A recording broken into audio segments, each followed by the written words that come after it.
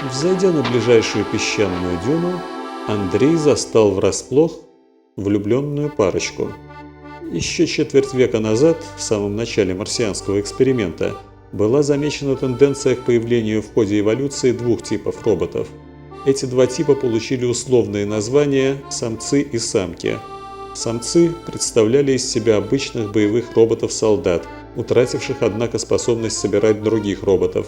Приспособления для сборки увеличивали вес робота, что ухудшало его боевые характеристики. Поэтому произошло разделение функций.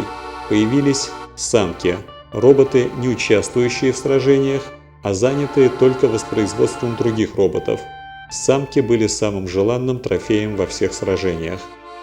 Андрей застукал эту парочку в самый интимный момент. Шла передача генетической информации, закодированной в программе сборки, от робота-солдата к роботу-сборщику, или точнее, сборщице. Идущий от самца кабель с высокой пропускной способностью был подключен к специальному разъему на корпусе самки.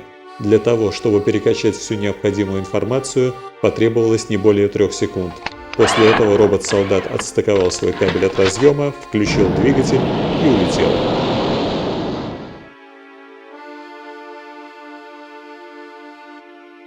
Самка же побрела по пустыне, все время глубоко опуская в песок специальный щуп.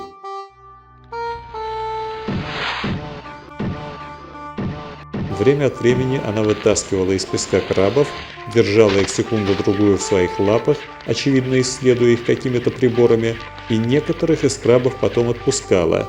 Однако большинство крабов она бросала внутрь себя в специальный вместительный отсек. Андрей воспрял духом.